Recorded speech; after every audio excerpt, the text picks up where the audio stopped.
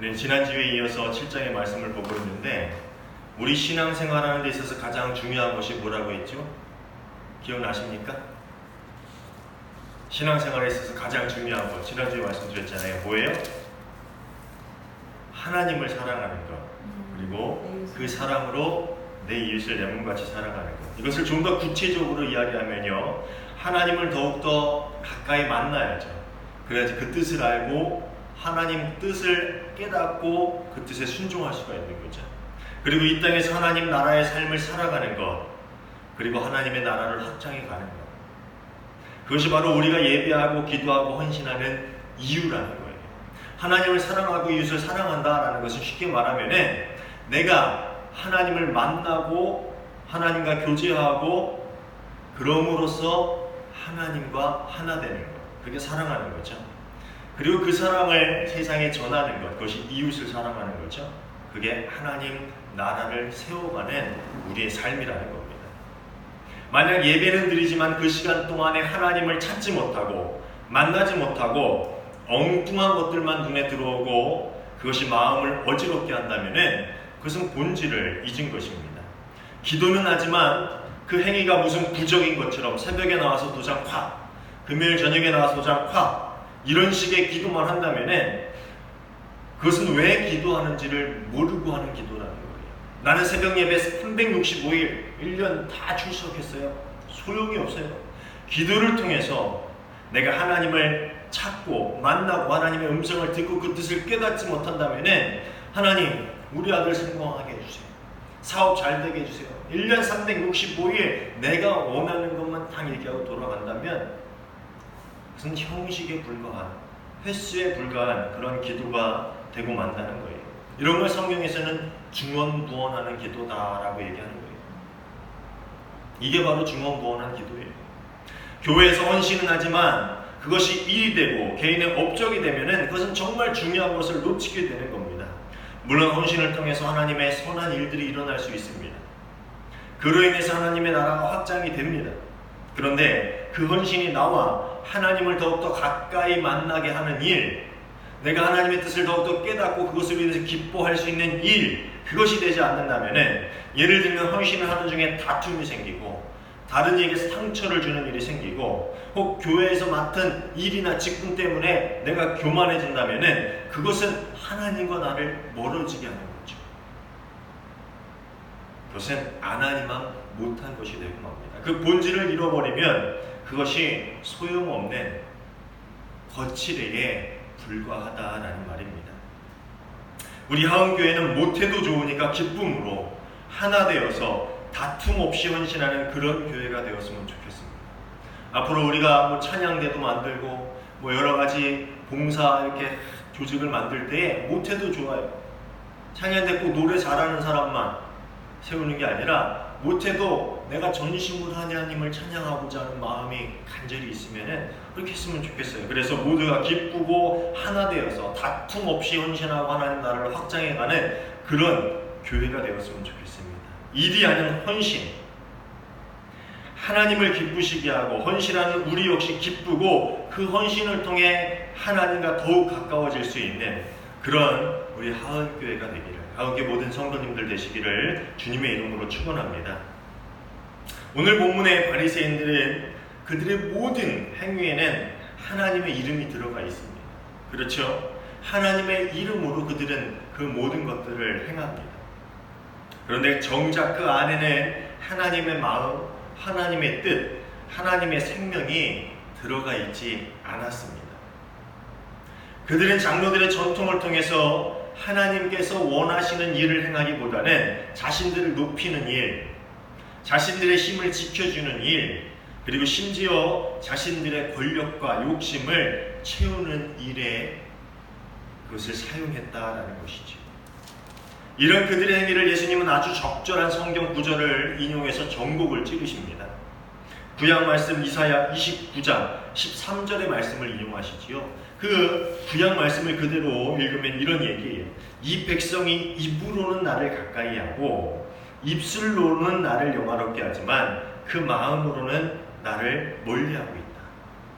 다시 한번 읽어드릴게요. 이 백성이 입으로는 나를 가까이 하고 입술로는 나를 영화롭게 하지만 그 마음으로는 나를 멀리하고 있다. 그들이 나를 경외한다는 말은 그저 들은 말을 흉내내는 것입니다. 뭐예요? 하나님을 경외해라, 주님을 경외해라 들었으니까 흉내내기 위해서 그런 율법들을 행하지만 그 입술로는 내가 하나님을 경외합니다, 하나님 내가 하나님의 백성입니다 하지만 그 마음으로는 나를 멀리하고 있다라는 거죠. 흉내만 내고 있다라는 말입니다. 입으로 하나님의 백성이라고 선택받은 민족이라고 그렇게 외치며 고백하며 살지만 실상 그들의 삶에 하나님이 없다라는 말입니다. 하나님이 멀리 떨어져 있다라는 말입니다. 그들이 사실 그 손 씻지 않은 것으로 시비를 건 것은요, 정결을 아주 중요하게 여겼기 때문이에요. 정결이 그렇게 중요한 것은 하나님 앞에서 부정하면 안 되기 때문이죠. 왜냐하면 하나님은 거룩하시니까. 그들 또한 거룩하라는 의미에서 하나님께서 그들에게 정결의 규정을 주신 것 또한 맞습니다. 그런데 하나님께서 그들에게 바라시는 것은 뭐냐면 그 율법, 정결의 율법을 통해서 외형적인 것만이 아니라 하나님이 얼마나 거룩하신 분인지를 늘 기억하고 우리의 몸과 마음 그리고 삶까지 거룩해져서 정결해져서 하나님의 백성답게 살아가도록 정결의 규정을 주셨다는 거예요. 이해가세요? 그죠? 몸에 보이는 그것만 정결하라는 게 아니라 그 정결의 율법은 내가 거룩하니까 너희가 거룩해야 되는데 이 율법을 통해서 너희가 어떻게 하나님을 위해 거룩하게 될 수 있는지를 늘 기억하고 네 마음, 네 삶, 네 모든 정신까지 거룩하게 살아야 된다. 하나님의 백성답게 살아야 된다. 이것을 알려주기 위해서 율법을 주셨다는 거죠. 근데 그들은 외형적인 정결만을 중요시 여기고 거기에 목숨을 걸었습니다. 그리고 정작 중요한 그들의 마음, 그들의 삶, 그들의 공동체 안에는 정결이 없었다라는 것이죠. 이 말은 그들의 겉모습과 말에만 하나님의 있을 뿐 그들의 마음과 삶에는 하나님을 찾을 수가 없었다라는 말입니다. 사랑하는 여러분, 우리의 신앙을 돌아볼 때 오늘 본문이 주는 메시지를 좀 잘 묵상해 봤으면 좋겠습니다. 입으로만 주여, 주여 하는 사람이 하나님의 자녀가 아니라는 말이죠. 겉으로만 거룩한 척 하는 사람이 하나님 나라의 백성이 아니라는 말이에요. 마음이 하나님께 가까워야 하나님의 자녀인 것입니다. 우리의 삶이 하나님을 경배해야 하나님 나라의 백성이 된다라는 거예요. 마태복음 7장 21절입니다. 나더러 주님, 주님 하는 사람이라고 해서 다 하늘나라에 들어가는 것이 아니다. 하늘에 계신 내 아버지의 뜻을 행하는 사람이라야 들어간다. 이 말은 꼭 우리가 행위를 강조하는 것처럼 들리지만 그게 아니에요. 뭐예요? 우리가 사는 모든 삶에 우리의 마음에 하나님이 있어야 된다라는 거죠. 그렇죠? 그래야 하나님의 뜻을 행하는 삶이 나오는 것이잖아요. 그래서 입으로 주여 주여 하는 사람이 아니라 그 마음에 그 삶에 하나님에 있는 사람이 하나님 나라의 백성이다라는 겁니다. 입으로만 하나님을 외치는 사람, 입으로만 말씀에 아멘하는 사람, 교회에서만 하나님을 사랑하는 이들, 예배 중에는 눈물을 흘리지만 세상에 나가면 하나님의 삶은 하나님을 삶 어디에도 찾아볼 수가 없는 사람, 하나님은 그들을 하나님 나라의 백성이라 부르지 않는다라는 말입니다. 이해하세요? 입으로만 난 교회 다녀요, 난 하나님 믿어요. 제가 예전에 한번 예화를 들은 적이 있어요. 우리가 아는 목사님들 만나가지고 지은역에서 식사하려고 신호등에 서 있는데 저기 어떤 교회, 장로교회인데 권사님이 전도를 하시는데 주보를 나눠주시는데 같이 있던 일행 목사님이 교회 다닙니다 라고 한 거예요. 그랬더니 그 권사님 뭐라 그랬는지 여러분 예전에 예화 들었죠? 기억나시죠? 교회만 다니면 안 돼요. 예수님을 믿어야 돼요. 이게 정말 저는 충격적으로 다가왔어요. 입으로만 하나님을 고백하는 사람, 입으로만 말씀에 아멘하는 사람, 교회에서만 하나님을 사랑하는 척하는 사람, 하나님 백성 아니라는 거예요. 우리의 삶에서 하나님을 찾을 수가 없다면, 우리의 마음에 하나님이 계시지 않는다면 우리는 하나님의 백성이 아니라는 거죠. 제 고등학교 동창 중에 한 명이 회사를 다니는데 그 회사 사장님이 안수 집사님이라고 해요. 장로교회인가 봐요. 안수 집사님이라고 보면. 그래서 이 회사에서 한 달에 한 번은 꼭 직원 전체가 모여서 직원 예배를 드린다고 합니다. 목사님이 오셔가지고 예배를 드린다고 해요. 그런데 문제가 있어요. 뭐냐면 그분이 삶에서 그리고 회사에서 경영하는 모든 부분에서 그리스도의 모습을 찾아볼 수 없는 분이라고 합니다. 오히려 사장님 때문에 직원들이 교회를 싫어하게 되었대요. 오히려 그리스도에 대한 반감을 품고 교회 다니는 사람을 욕하는 게 그 회사의 분위기가 되었다라는 이야기를 들은 적이 있습니다. 그 말을 들으면서 제가 얼마나 화가 났는지 몰라요. 차라리 직원 예배 드리지 말지, 교회 다닌다고 말하지 말지, 그게 뭐 하는 거야? 이런 모습이 입으로만 주요하는 성도의 모습. 입술로는 하나님을 잘 경배하는 듯 하지만 마음으로는 하나님과 먼 성도, 하나님을 헛되이 경배하는 이들이다라는 그러한 말입니다. 반대로 제가 잘 아는 권사님 한 분은 서울에서 식당을 하시는데 그 식당의 직원들은 한 번 취직하면은 그만두려고 하질 않는다고 그런 얘기를 들은 적이 있어요. 그래서 몇 회를 가도 진짜 그 직원이 계속 보던 직원이 그 몇 회 동안 그 식당에서 일하는 걸 보면서 아멘으로만 입으로만 아멘하는 신앙이 아니라 삶으로 보여주는 신앙, 삶으로 하나님을 경배하고 삶으로 그리스도를 드러내는 신앙이 얼마나 중요한가라는 것을 느끼곤 합니다. 사랑하는 여러분, 우리는 어떤 믿음을 가지고 있습니까? 입술로 믿는 믿음입니까? 아니면 마음으로, 삶으로 믿고 고백하는 그러한 신앙을 가지고 있습니다. 하나님은 여러분이 입술로만 아멘하는 것이 아니라, 입술로만 주요하는 것이 아니라 여러분 삶 가운데 하나님이 늘 함께 하셔서 하나님의 뜻이 여러분 삶을 통해서 드러나고 실현되어지고 하나님 나라가 확장되어지는 삶으로 하나님을 고백하는 그러한 믿음이 되기를, 그러한 신앙이 되기를 주님의 이름으로 축원합니다. 입술로만 하나님을 공경했던 바리새인들은 마음으로는 하나님을 경외하지 않았습니다. 하나님을 두려워하지 않았다라는 거예요. 사실 두려움과 경외는 좀 차이가 있죠. 하나님을 사랑하지 않으니까 공경하는 마음, 경외하는 마음도 그들에게는 없었다라는 겁니다. 그러다 보니까 세상에서 그들이 무서워할 건 딱 하나, 뭐예요? 하나님 안 무서워하면 뭘 무서워합니까?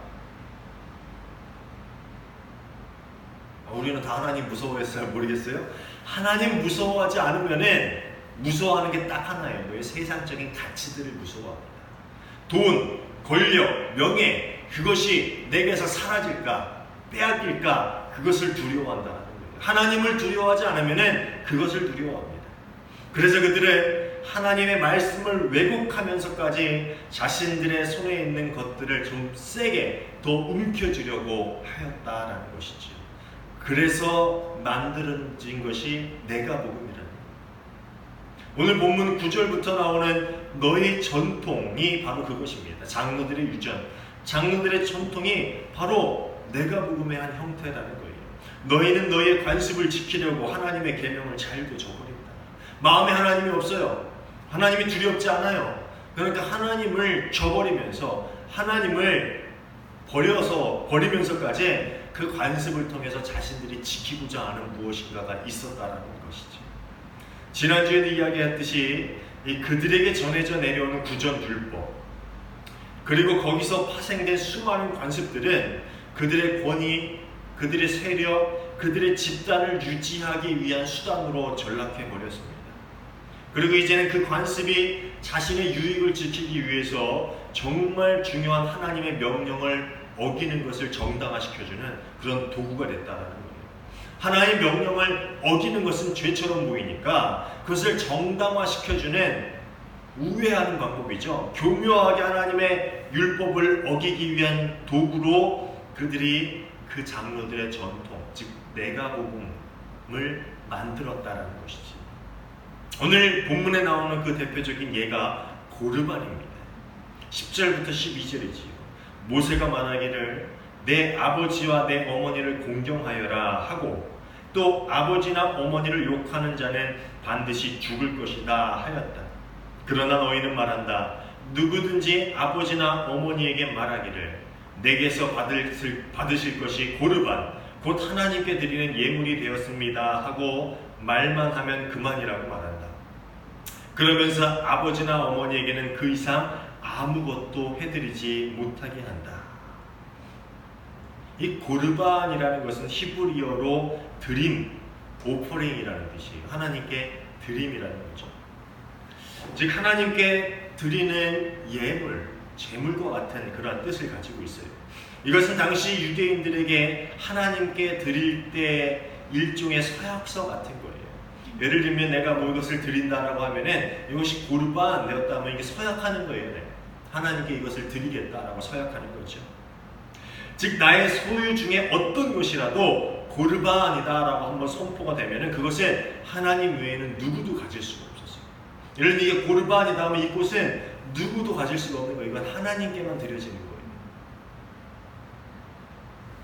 얼핏 보면은 정말 하나님을 위해서 선별된 예물을 준비하고자 하는 그런 신앙심, 그것이 깃들여져 있는 것처럼 보이지요. 어쩌면 뭐 그런 의미에서 그것이 처음에 만들어졌을 수도 있겠지요. 그렇지만 유대인들은 이 고르반이라는 관습을 자신들의 의무를 피하기 위한, 교묘하게 피해가기 위한 그런 도구로 사용을 했다라는 겁니다. 굳이 모세의 십계명을 들먹이지 않더라도요, 이 부모를 공양하는 것이 자식의 의무입니다. 그렇죠? 자기가 능력이 있고 어느 정도 여유가 있으면은, 여유가 없더라도 부모가 있다면 그것을 나누고 공양하는 게 윤리적인 의무지요. 그런데 공식적으로 내 재산이 모두 하나님께 드림이 되었다라고 서원을 하면은 부모님에 대한 책임을 면제받았다라고 합니다. 그 당시 풍습이 그랬다 그래요. 그러니까 내 통장에 있는 돈, 내가 가진 모든 집안의 물건들, 음식들, 이것이 고르반 하나님께 드림이 되었다라고 하면은 부모님에 대해서 공양하거나 그 의무를 이행하지 않아도 내가 죄를 범하는 것이 아니다라는 것이 그 당시의 풍습이었다는 거죠. 그들이 그것을 그렇게 이용했다라는 겁니다. 그런 관습을 악용해서 바리새인들은 고르반으로 이미 하나님께 드렸기 때문에 나는 부모님을 공양할 수 없다, 그렇게 이야기하고, 그럼 그것을 어떻게 합니까? 진짜 드립니까? 아니에요. 어떻게 해요? 자신이 이용을 하죠. 자신을 위해서 사용을 합니다. 즉 악용했다라는 거죠. 참 신기한 게도요, 이 신기한 것 중에 하나가, 사람의 특성 중에 하나가 뭔지 아세요? 그런 쪽으로 머리가 잘 돌아간다. 누가 안 가르쳐줘도 이런 쪽으로는 참 머리가 잘 돌아가요. 우리도 그렇잖아요. 신앙생활 하다가 좀 게을러지고 하면은 이런 쪽으로 어떻게 피해갈 수 있을까라는 것을 고민하죠. 안 합니까? 하게 돼요. 바리새인들은 근데 그게 얼마나 큰 죄를 지고 있는지 몰랐던 것 같아요. 그들의 죄는 알고 보면 정말 무서운 거예요. 왜냐하면은 하나님을 이용해서 악한 일을 저지르고 있기 때문입니다. 하나님을 이용해서 그들의 윤리적인 죄를 저지르고 있다는 거예요. 그것이 죄가 아닌 것처럼 꾸미고 있다는 거죠. 하나님의 이름을 죄 짓는 데 사용하면 그거보다 더 큰 죄가 어디 있겠습니까? 그러고 보면 위선은 정말 쉽게 넘길 만한 그런 일은 아닌 것 같아요. 정말 경계하고 두려워해야 할 그러한 죄이죠. 왜냐하면 하나님을 이용해서 악한 일들을 행하는 그러한 죄이기 때문에 정말 그 위선은 무서운 죄라는 거죠. 하나님의 이름을 이용해서, 아니 악용해서 자신의 유익을 취하는 것은 하나님의 말씀, 하나님의 명령, 하나님의 뜻을 우리의 삶에서 완전히 지워버리는 거예요. 아니 그것을 좀 더럽히는 겁니다. 메시지 성경은 13절을 이렇게 의역하고 있습니다. 오늘 본문 13절을 메시지 성경은 이렇게 얘기해요. 너희는 하나님의 말씀을 지워버리고 그 자리에 아무 것이나 원하는 대로 써넣는다. 참 재밌죠? 하나님의 말씀을 지워버리고 그 자리에 아무 것이나 원하는 대로 써넣는다. 내가 성경을 읽다가 이 부분은 좀 나에게 걸려요. 그럼 어떻게 해요? 그것을 지워버리고 내가 원하는 바를 거기다 써넣는다라는 거예요. 실제로 지우고 우리가 쓰진 않지만 내 마음속에 그렇게 받아들이고 그렇게 기억하고 그렇게 행동한다라는 거죠. 그것이 바로 내가 복음이라는 겁니다. 내가 원하는 대로 말씀을 인용하고 악용하고 오역하고 그렇게 사용한다라는 거죠. 하나님의 말씀, 하나님의 뜻이 아닌 나의 뜻, 나의 생각, 조금 더 적나라하게 말하자면은 내가 바라는 것, 내가 원하는 것, 내 욕심, 내 정욕, 그것을 기준으로 하나님 말씀 비스무리하게 써내려가는 것, 그것이 바로 내가 복음이라는 것입니다. 내가 복음의 특징은 얼핏 하나님이 있는 것 같지만 정작 그 안을 들여다보면 하나님이 없다는 겁니다. 나라는 자아가, 내 욕심이 그 안에 가득 차 있습니다. 하나님의 이름을 이용해서 내가 원하는 것들을 하는 것, 내가 원하는 대로 살아가는 것, 그것이 내가 복음의 특징이라는 것. 부끄러운 고백이지만 이 목사들이 내가 복음을 참 잘 사용해요. 여러분, 목사에게 잘못하면 벌 받습니까? 안 받습니까? 안 받아요? 목사에게 잘하면 복 받습니까? 안 받습니까? 이게 좀 애매하죠? 그런 것 같기도 하고 아닌 것 같기도 하고. 마태복음 25장 40절 45절입니다. 내가 진정으로 너희에게 말한다. 너희가 여기 내 형제 자매 가운데 지극히 보잘것없는 사람 하나에게 한 것이 곧 내게 한 것이다. 여기 이 사람들 가운데서 지극히 보잘것없는 사람 하나에게 하지 않은 것, 곧 내게 하지 않은 것이다. 뭐라 그래요? 하나님 말씀은 지극히 작은 자 하나에게 한 것, 너에게 선을 베푼 것, 그것이 곧 나에게 선을 베푼 것이다 라는 거예요. 굶주린 자, 헐벗은 자, 그런 사람들에게 먹을 것을 나눠주고 입히고 도와주고 그들을 보듬어 하는 것, 그것이 나를 위해서 하는 것이다. 근데 그렇지 않은 것은 나를 위해서 하지 않은 것이다. 그래서 이 말씀 끝에 뭐라고 하면, 그렇지 않은 사람은 뭐예요? 슬피 울며 이를 갈고 있습니다. 뭐예요? 하나님 나라 바깥으로 쫓아냄을 당한다는 거예요. 나도 너희를 모른다, 그렇게 이야기하고 있어요. 성경에서 지극히 작은 자 하나에게 베푼 선한 일 하나가 하나님에게 한 것이다 라고 말합니다. 근데 이걸 단어 하나 바꿔서 목사에게 하는 것이 하나님께 하는 것이다? 단어 바꾸면 안 되죠. 이단이 하는 거예요. 그런데 많이 그렇게 해왔어요. 그렇게 해왔습니다. 미안하죠. 목회자에게 잘하면 좋죠. 잘 섬기면 좋습니다. 왜? 하나님은 누구나 다 사랑하라고 섬기고 사랑하면 섬기라고 이렇게 했으니까요. 근데 그 이상 그 이하도 아니에요. 그렇죠? 혹 여러분의 신앙에는 내가 복음이 있지 않습니까? 굳이 성경 말씀을 왜곡하지 않더라도 내 식대로 믿고 또 내 식대로 해석하면은 그게 내가 복음의 신앙이라는 거예요. 성경의 말씀을 다른 이들에게는 잘 적용하면서 정죄하는데 나에게만큼은 관대한 경우가 있지요. 이런저런 상황적인 핑계를 대면서 하나님은 사랑의 하나님이시니까 다 이해할 거야. 물론 하나님은 사랑의 하나님이십니다. 그렇지만 동시에 하나님은 공의의 하나님이시기도 합니다. 데살로니가후서 1장 6절부터 7절입니다. 여러분은 여러분에게 환난을 끼치는 자에게 환난으로 갚으시고 환난을 받는 여러분에게는 우리와 함께 안식으로 갚아주시는 것이 하나님의 공의이시니. 이게 뭐예요? 악한 행동은 결국 하나님이 그것을 보고 징계하신다는 거고, 또 하나님을 위해서 환난을 받는 자에게는 안식을 허락해 주신다는 거예요. 복을 주신다는 거죠. 그죠? 공의의 하나님이라는 겁니다.